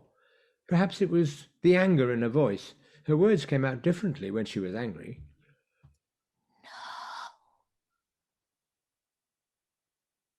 No. Whispered the grey thing flatly. Little girl, who is your friend? Lettie whispered, Don't say nothing. I nodded, pressed my lips tightly together. I'm growing tired of this, said the grey thing with a petulant shake of its ragged cloth arms. Something came to me and pleaded for love and help. It told me how I could make all the things like it happy. That they are simple creatures and all any of them want is money. Just money and nothing more, like tokens of work. If it had asked, I would have given them wisdom or peace. Perfect peace. None of that, said little Hempstock. You've got nothing to give them that they want. Let them be. The wind gusted and the gargantuan figure flapped with it like huge sails swinging, and when the wind was done the creature had changed position. Now it seemed to have crouched lower to the ground and was examining us like an enormous canvas scientist looking at two white mice. Two very scared white mice, holding hands. Lettie's hand was sweating now.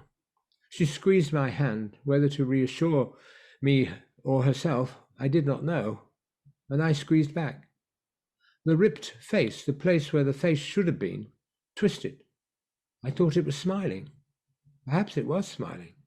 I felt as if it was examining me, taking me apart, as if I knew everything about me, things I didn't even know about myself. The girl holding my hand said, If you ain't telling me your name, I'll bind you as a nameless thing, and you'll still be bounden, tied, and sealed like a poulter or a shuck. She waited, but the thing said nothing, and Lettie Hempstock began to say words in a language I did not know. Sometimes she was talking, and sometimes it was more like singing, in a tongue that was nothing I had ever heard, or would ever encounter later in life. I knew the tune, though. It was a child's song, the tune of which we sang a nursery rhyme. Girls and boys come out to play. That was the tune. But her words were older words. I was certain of that. As she sang, things happened beneath the orange sky. The earth writhed and churned with worms, long grey worms that pushed up from the ground beneath our feet. Something came hurtling at us from the centre mass of flapping canvas. It was a little bigger than a football.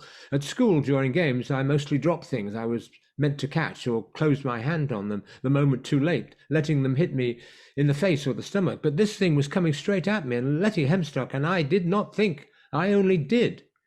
I put both my hands out and caught the thing, a flapping, writhing mass of cobwebs and rotting cloth, and as I caught it in my hands I felt something hurt me, a stabbing pain in the sole of my foot, momentary and then gone, as if I had trodden upon a pin. Lettie knocked the thing I was holding out of my hands, and it fell to the ground, where it collapsed into itself. She grabbed my right hand and held firmly once more, and through all this she continued to sing. I have dreamed of that song, of the strange words, that simple rhyme song, and on several occasions I have understood what she was saying in my dreams. In those dreams I spoke that language too, the first language, and I had dominion over nature, of all that was real. In my dream, it was the tongue of what is, and anything spoken in it becomes real because nothing said in that language can be a lie. It is the most basic building brick of everything. In my dreams, I have used that language to heal the sick and to fly. Once I dreamed I kept a perfect little bed and breakfast by the seaside, and to everyone who came to stay with me, I would say in that tongue, "Be whole." And they would become whole, not be broken people, not any longer, because I had spoken the language of shaping. And because Lettie was speaking the language of shaping, even if I did not understand what she was saying, I understood what was being said. The thing in the clearing was being bound to that pace for always, trapped, forbidden to exercise its influence on anything beyond its own domain. Lettie Hempstock finished singing. In my mind, I thought I could hear the creature screaming, protesting, railing, but the place beneath that orange sky was quiet, only the flapping of canvas and the rattle of twigs in the wind, breaking the silence. The wind died down. 1,000 pieces of torn grey cloth settled on the black earth like dead things, or like so much abandoned laundry. Nothing moved. Lettie said, That should hold it. She squeezed my hand. I thought she was trying to sound bright, but she didn't. She sounded grim. Let's take you home. We walked hand in hand through the wood of blue-tinged evergreens, and we crossed a lacquered red and yellow bridge over an ornamental pond. We walked along the edge of a field in which young corn was coming up, like green grass planted in rows. We climbed a wooden stile hand in hand and reached another field, planted with what looked like small reeds or furry snakes, black and white and brown and orange and grey and striped, all of them waving gently, curling and uncurling in the sun. What are they? I asked, You can pull one up and see if you like. said Lettie. I looked down. The furry tendril by my feet was perfectly black. I bent, grasped it at the base firmly with my left hand, and I pulled. Something came up from the earth and swung around angrily. My hand felt like a dozen tiny needles had been sunk into it. I brushed the earth from it and apologized, and it stared at me more with surprise and puzzlement than with anger. It jumped from my hand to my shirt. I stroked it. A kitten, black and sleek, with a pointed, inquisitive face, a white spot over one ear, and eyes of a particularly vivid blue-green. At our farm, we get the cats the normal way, said Lettie. What's that? Big Oliver. He turned up at the farm back in pagan times. All our farm cats trace back to him. I looked at the kitten hanging on my shirt with tiny kitten claws. Can I take it home? I asked. It's not an it. It's a she. Not a good idea. Taking anything home from these parts, said Lettie. I put the kitten down at the edge of the field.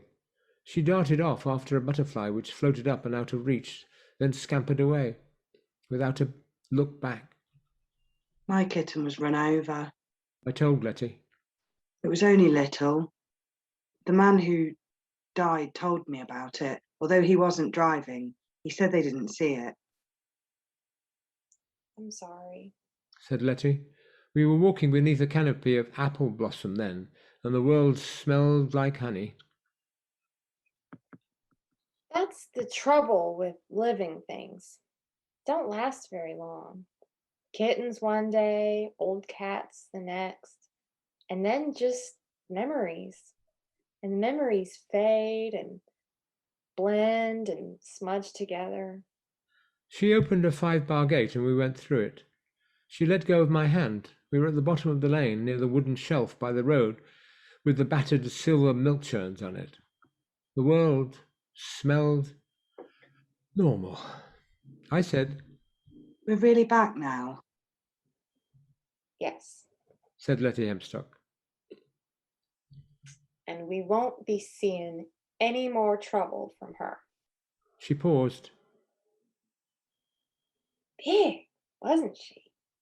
And nasty. I've not seen one like that before.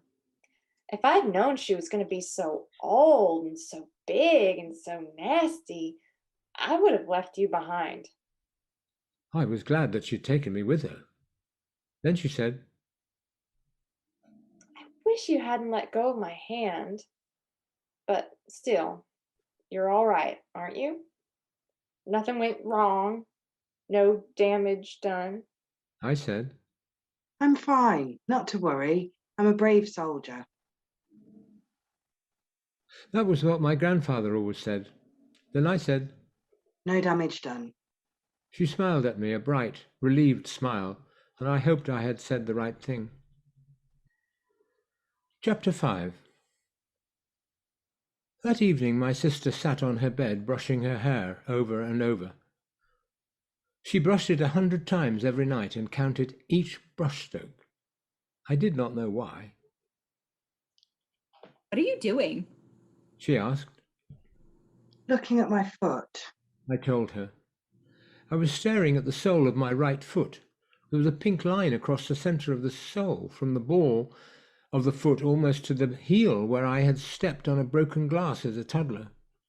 I remember waking up in my cot the morning after it happened, looking at the black stitches that held the edges of the cut together.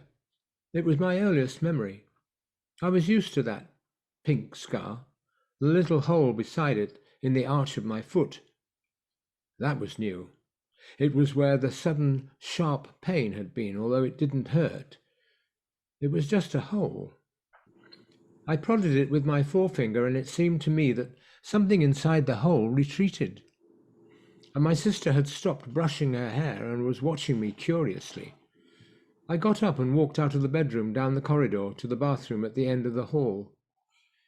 I do not know why I did not ask an adult about it. I do not remember asking adults about anything, except as a last resort.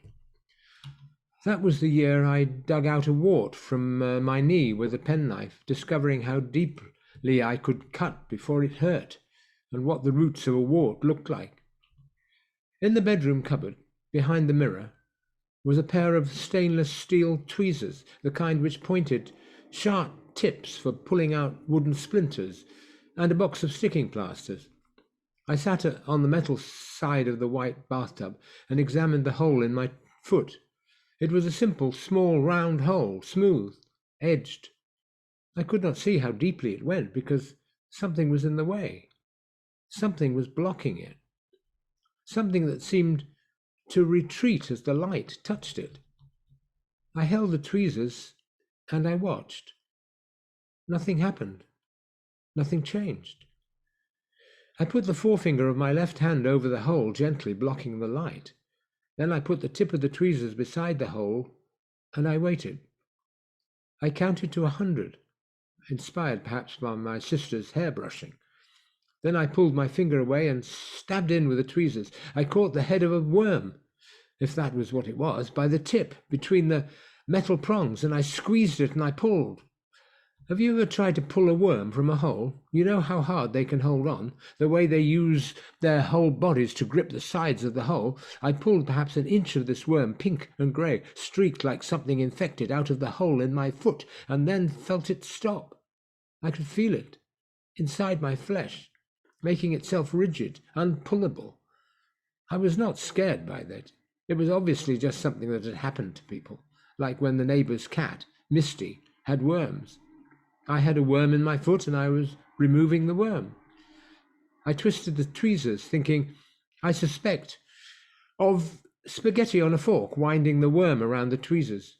I tried to pull back, but I turned it a little at a time until I could definitely pull no further. I could feel inside me a sticky plastic way that it tried to hold on, like a strip of pure muscle. I leaned over as far as I could, reached out my left hand and turned on the bath's hot tap, the one with the red dot in the centre, and I let it run. The water ran for 3-4 minutes, but the tap and the down, out of the tap and down the plug hole before it began to steam. When the water was steaming, I extended my foot and my right arm, maintaining pressure on the tweezers and on the inch of the creature that I had wound out of my body. Then I put the place where the tweezers were under the hot tap. The water splashed my foot, but my soles were barefoot, hardened, and I scarcely minded it. The water had touched my fingers, scalding them, but I was prepared for the heat. The worm wasn't. I felt it flex inside me, trying to pull back from the scalding water, felt it loosen its grip on the inside of my foot. I turned the tweezers triumphantly, like picking the best scab in the world, and the creature began to come out of me, pulling up less and less resistance. I pulled at it steadily, and as it went under the hot water, it slackened until it was almost out of me. But I was too confident, too triumphant, and impatient, and I tugged too quickly, too hard, and the worm came off in my hand. The end of it that came out of me was oozing and broken as if it had snapped off. Still, if the creature had left anything in my foot, it was tiny. I examined the worm. It was dark grey and light grey, streaked with pink and segmented like a normal earthworm. Now it was out of the hot water, it seemed to be recovering. The body that had been wrapped around the tweezers now dangled, writhing, hanging from the head. Was it its head? How could I tell? Where I had pinched it. I did not want to kill it. I did not kill animals, not if I could help it. But I had to get rid of it. It was dangerous. I had no doubt of that. I held the worm above the bath's plug hole where it wriggled under the scalding water. Then I let it go and watched it vanish down the drain. I let the water run for a while and I washed off the tweezers. Then I put a small sticking plaster over the hole in the sole of my foot and put the plug in the bath to prevent the worm from climbing back up the open plug hole before I turned off the tap. I did not know if it was dead, but I did not think you came back from the drain. When I went back into the bedroom, it was my night to have the door in the hallway open, and I waited until my sister was asleep and wouldn't tell me, and then, in the dim light from the hall, I read a Secret 7 mystery until I fell asleep. Chapter 6. The incident of the worm in my foot did not scare me. I did not talk about it. I wondered, though, the next day whether people often got footworms, or whether it was something that had only ever happened to me in the orange sky place on the edge of Hempstock's farm. I peeled off the plaster on the sole of my foot when I awoke, and I was relieved to see that the hole had begun to close up. There was a pink place where it had been, like a blood blister, but nothing more. I went down to breakfast. My mother looked happy.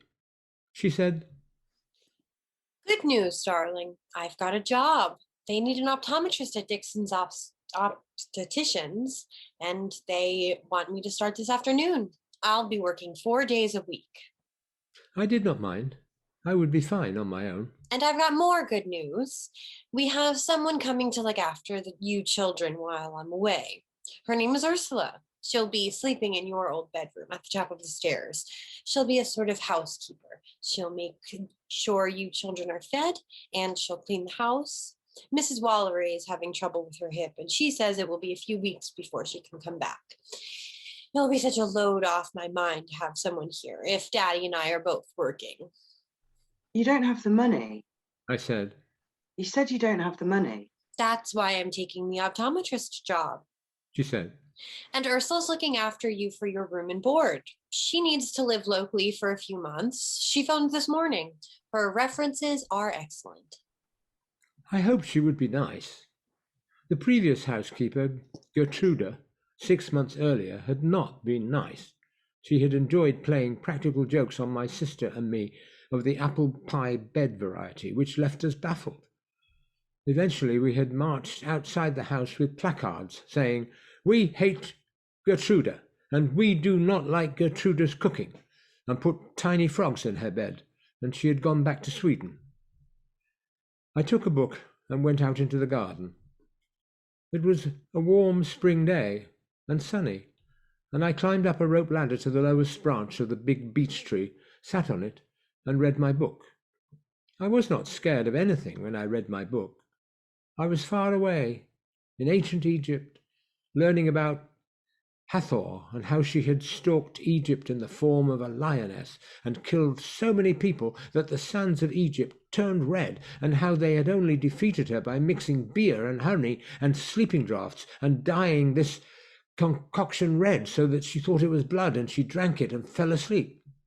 Ra, the father of the gods, made her the goddess of love after that. So the wounds she had inflicted on people would now only be wounds of the heart.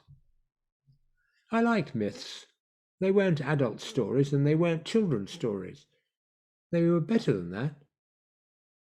They just were. Adult stories never made sense, and they were so slow to start. They made me feel like there were secrets, Masonic, mythic secrets to adulthood. Why didn't adults want to read about Narnia, about secret islands and smugglers and dangerous fairies? I was getting hungry. I climbed down from my tree and went to the back of the house, in through the back door, along the hallway, and into the kitchen. My mother was in there with a woman who I'd never seen before. When I saw her, my head hurt. I mean literally, not metaphorically. There was a momentary twinge in my chest, just a flash, and then it was gone. My sister was sitting at the kitchen table eating a bowl of cereal. The woman was very pretty. She had shortest honey blonde hair, huge grey-blue eyes, and pale lipstick.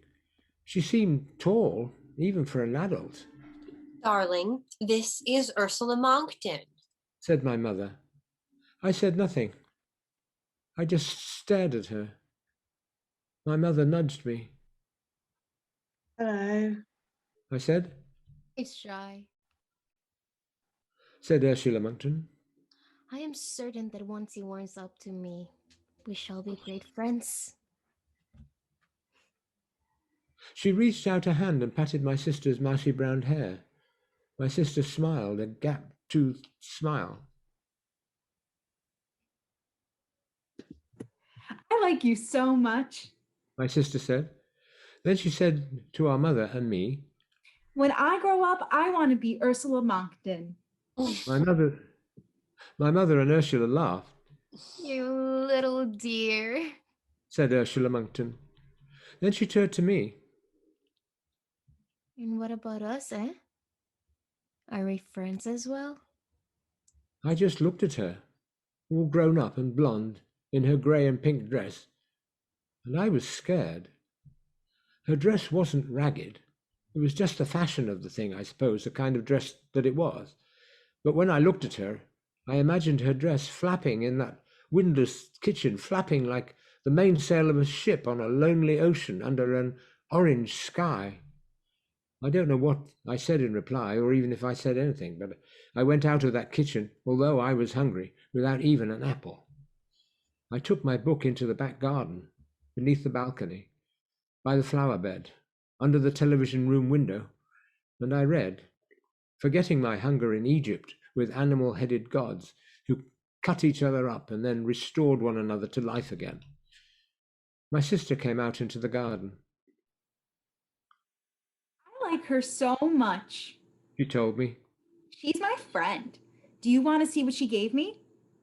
She produced a small grey purse, the kind my mother kept in her handbag for her coins, that fastened with a metal butterfly clip. It looked like it was made of leather. I wondered if it was mouse skin. She opened the purse and put little fingers into the opening, coming out with a large silver coin, 1/2 crown. Look, she said. Look what I got. I wanted a 1/2 crown.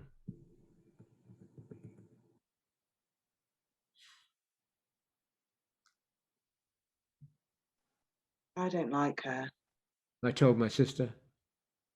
That's only because I saw her first, said my sister. She's my friend.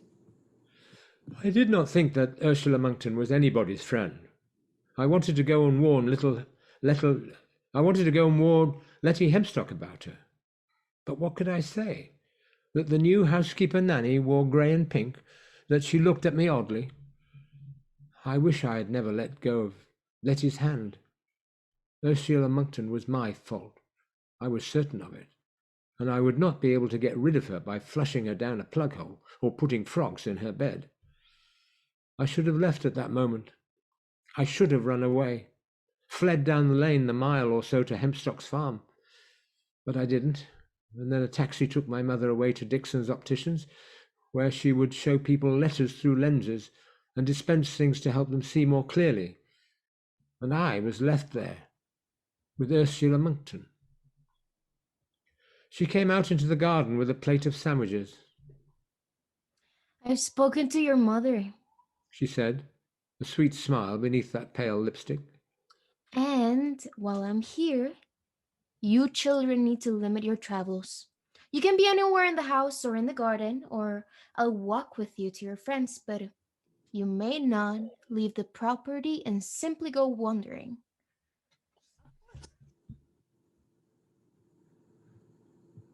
Of course. Said my sister. I did not say anything. My sister ate the peanut butter sandwich. I was starving. I wondered whether the sandwiches were dangerous or not. I did not know.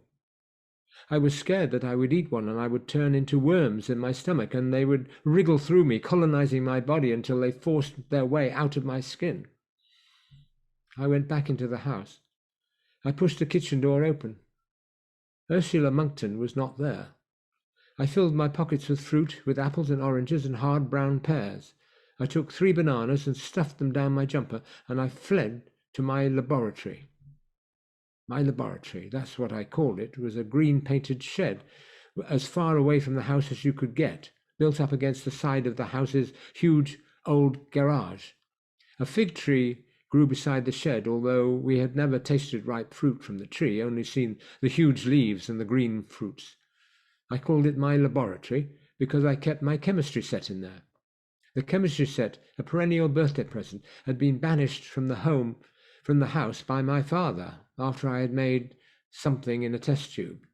I had randomly mixed things together and then heated them up until they had erupted and turned black with an ammoniac stench that refused to fade. My father had said he did not mind me doing experiments, although neither of us knew what I could possibly have been experimenting on. That didn't matter. My mother had been given a chemistry sets for her birthday, and see how well that turned out. But he did not want them within smelling range of the house. I ate a banana and a pear, and hid the rest of the fruit beneath the wooden table. Nobody was looking. I ran and crept and got through the laurels, and I went down the hill, pushing through the brambles and the nettle patches that had sprung up since the last time I went that way. Ursula Monkton was waiting for me at the bottom of the hill, just in front of the rusting metal fence. There was no way she could have got there without me seeing her, but she was there. She folded her arms and looked at me, and her grey and pink dress flapped in a gust of wind. I believe I said that you were not to leave the property. I'm not. I told her with a cockiness I knew I did not feel, not even a little. I'm still on the property. I'm just exploring. You're sneaking around. She said. I said nothing. I think you should be in your bedroom, where I can keep an eye on you. It's time for your nap. I was too old for naps, but I knew I was too young to argue, or to win the argument if I did. Okay. I said. Don't say, okay. She said. Say yes, Miss Monkton. Or ma'am. Say yes, ma'am. She looked down at me with her blue-grey eyes, which put me in mind of holes rotted in canvas, which did not look pretty at the moment. I said, yes, ma'am. And hated myself for saying it. We walked together up the hill. Your parents can no longer afford this place, said Ursula Monkton. And they can't afford to keep it up.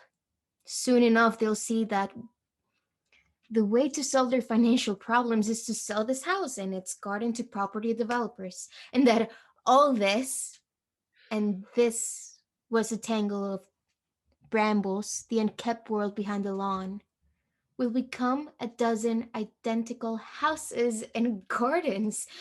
And if you are lucky, You'll get to live in one, and if not, you will just envy the people who do. Will you like it? I loved the house and the garden. I loved the rambling shabbiness of it. I loved that place as if it was part of me. And perhaps, in some ways, it was. Who are you? I asked. Ursula Monkton. I'm your housekeeper. I said, Who are you really? Why are you giving people money? Everybody wants money. he said as if it were self-evident. It makes them happy. It will make you happy if you let it. We had come out by the heap of grass clippings, behind the circle of green grass that we call the fairy ring. Sometimes, when the weather was wet, it filled with vivid yellow toadstools. Now, She said. go to your room. I ran from her, ran as fast as I could across the fairy ring, up the lawn, past the rose bushes, past the coal shed and into the house.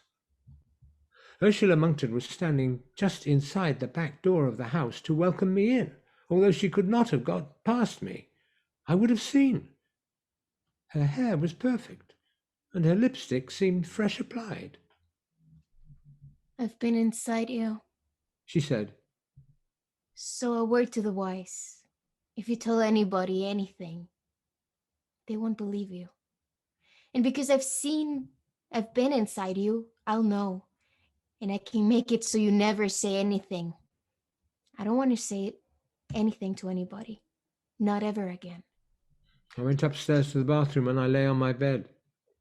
The place on the sole of my foot where the worm had been throbbed and ached, and now my chest hurt too. I went away in my head into a book. I had never felt so alone. I wondered if the Hempstocks were on the telephone. It seemed unlikely, but not impossible. Perhaps it had been Mrs. Hempstock who had reported the abandoned Minnie to the police in the first place. The phone book was downstairs, but I knew a number to call directory inquiries, and I only had to ask for anybody named Hempstock living at Hempstock Farm. There was a phone in my parents' bedroom. I got off the bed and went to the doorway and looked out. The upstairs hallway was empty. As quietly as I could, I walked into the bathroom next to mine. The walls were pale pink.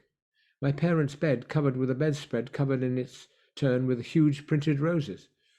There were French windows on the balcony that ran along the side of the house. There was a cream-coloured telephone on the cream and gilt nightstand beside the bed. I picked it up, heard the dull whirring noise of the dial tone, and dialed directory inquiries, my finger pulling the holes in the dial down, a 1, a 9, a 2. I waited for the operator to come on the line and tell me the number of the Hempstock's farm. I had a pencil with me, and I was ready to write down the telephone number in the back of the blue cloth-bound book called Pansy Saves the School. The operator did not come on. The dialing tone continued, and over it, Ursula Monkton's voice, saying, Properly brought up young people would not even think about sneaking off to use the telephone, would they? I did not say anything, although I have no doubt that she could hear me breathing. I put the handset down on the cradle and went back into the bedroom I shared with my sister. I sat on my bed and stared out of the window. I had emergency chocolate supplies hidden beneath the large plastic Batman figurine I had acquired on my birthday, and I ate them, and as I ate them, I thought of letting go of Lettie Hempstock's hand to grab a ball of rotting cloth, remembering the stabbing pain in my foot that had followed.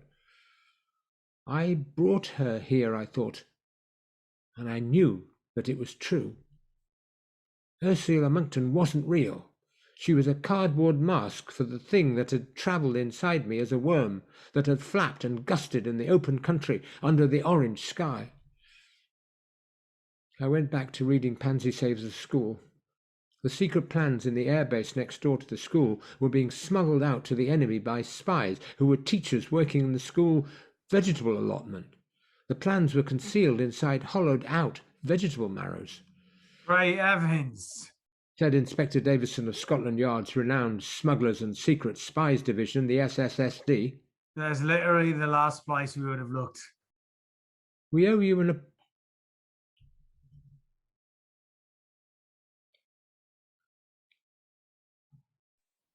We owe you an apology, Pansy, said the stern headmistress with an uncharacteristically warm smile and a twinkle in her eyes that made Pansy think perhaps she had been misjudged. She had misjudged the woman all this time. You have saved the reputation of the school. Now, before you get too full of yourself, aren't there some French verbs you ought to be conjugating for Madame? I lay on my bed, reading book after book until Ursula Monkton appeared in the doorway of the room and said, You can come down now. My sister was watching television downstairs in the television room. She was watching a program called How, a pop science and how things work show, which opened with the hosts in Native American headdress saying, How, and doing embarrassing war whoops. I wanted to turn over to the BBC, but my sister looked at me triumphantly and said, Ursula says it can stay on whenever I want to watch, and you aren't allowed to change it. I sat with her for a minute, as an old man with a moustache showed all the children in England how to tie fishing flies. I said, She's not nice. Like her. She's pretty. My mother arrived home 5 minutes later, called hello from the corridor, then went into the kitchen to see Ursula Monkton. She reappeared.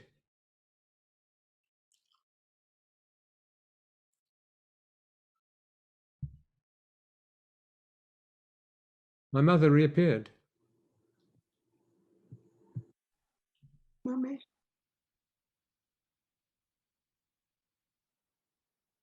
Hey, are you there?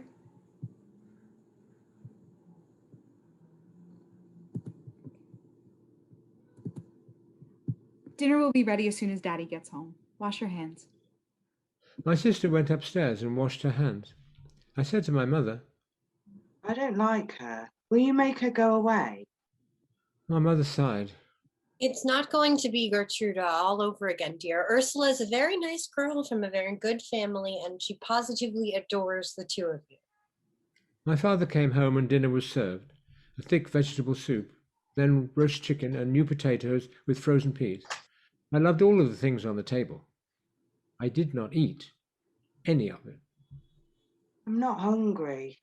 I explained, I'm not one for telling tales out of school, said Ursula Monkton. but someone had chocolate on his hands and face when he came down from his bedroom. I wish you wouldn't eat that rubbish, Grumbled my father, It's just processed sugar, and it ruins your appetite and teeth. said my mother. I was scared they would force me to eat, but they didn't. I sat there hungrily, while Ursula Monkton laughed at my father's jokes. It seemed to me that he was making special jokes just for her. After dinner, we all watched Mission Impossible. I usually like Mission Impossible, but this time it made me feel uneasy, as people kept pulling their faces off to reveal new faces beneath. They were wearing rubber masks, and it was always our heroes underneath, but I wondered what would happen if Ursula Monkton pulled off her face, and what would be underneath that. We went to bed. It was my sister's night, and the bedroom door was closed. I missed the night light in the hall.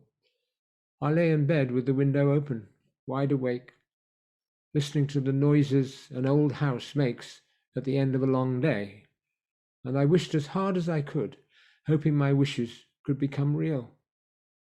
I wished that my parents would send Ursula Monkton away, and that I would go down to the Hempstock's farm and tell Lettie what I had done, and she would forgive me and make everything all right. I could not sleep. My sister was already asleep. She seemed able to go to sleep whenever she wanted to, a skill I envied, but did not have. I left my bedroom. I loitered at the top of the stairs, listening to the noise of the television coming from downstairs. I could hear the television voices punctuated by staccato bursts of TV laughter, and then over the television voices, adults talking. Ursula Monkton said, So, Is your wife away every evening? My father's voice. No, she's gone this evening to organize tomorrow, but from tomorrow it will be weekly. She's raising money for Africa in the village hall for drilling wells and I believe for contraception. Well, Said Ursula. I already know all about that. She laughed a high, tinkling laugh which sounded friendly and true and real and had no flapping rags in it. Then she said, Little pictures. and a moment later the door opened the whole way and Ursula Monkton was looking straight at me. She had redone her makeup, her pale lipstick, and her big eyelashes. Go to bed. She said. Now. I want to talk to my dad. I said without hope. She said nothing, just smiled with no warmth in it and no love, and went back up the stairs and climbed into my bed and lay in the darkened bedroom until I gave up on sleeping, and then sleep enveloped me when I was not expecting it, and I slept without comfort.